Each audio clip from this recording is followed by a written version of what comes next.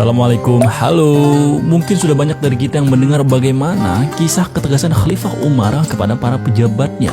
Ini salah satu ceritanya. Suatu hari, Gubernur Mesir Ammar bin Ash berencana membangun sebuah masjid besar di dekat istananya. Kebetulan lokasinya bertepatan di gubuk seorang Yahudi. Kalau masjid itu jadi dibangun, otomatis gubuk si Yahudi itu harus dibongkar. Lalu dipanggillah si Yahudi itu untuk diajak diskusi agar gubuknya mau dibeli, bahkan akan dibayar oleh Ammar bin Ash seharga 2 kali lipat. Akan tetapi si Yahudi tersebut bersikeras tidak mau menjual gubuk reotnya tersebut karena sudah terlanjur banyak kenangan di sana. Karena merasa Yahudi ini bersikeras, sang gubernur pun memerintahkan kepala proyek untuk menggusur secara paksa gubuk si Yahudi tersebut. Karena merasa tak mendapatkan keadilan, ia menangis berurai air matanya dan mau melaporkan kasus ini pada pejabat yang lebih tinggi lagi, yakni Khalifah Umar. Harapannya akan mendapatkan keadilan, maka berangkatlah si Yahudi tadi ke Madinah. Sepanjang perjalanan, si Yahudi ini berharap-harap cemas. Di pikirannya hanya membanding-bandingkan saja. Kalau gubernurnya saja galak, bukan main langsung main gusur, gimana khalifahnya ya?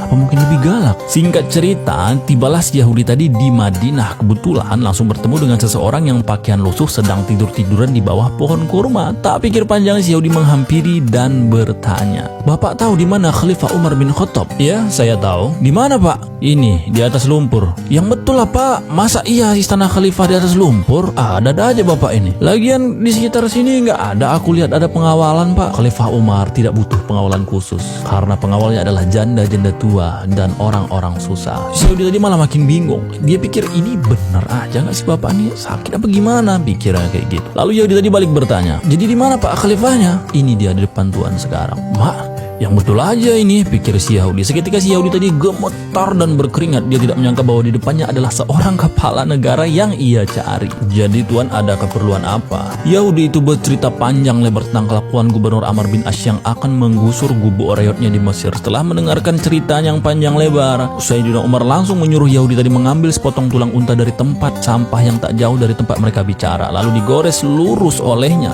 dengan ujung pedangnya. Kemudian disuruhnya Yahudi tadi untuk memberikannya kepada Gubernur Ammar bin Ash. Semakin bingung si Yahudi ini. Namun tanpa banyak bertanya, dia menuruti perintah sang khalifah dan segera pulang ke Mesir. Sampai di Mesir, Yahudi ini pun langsung menyampaikan pesan Sayyidina Umar dengan memberikan sepotong tulang unta tadi.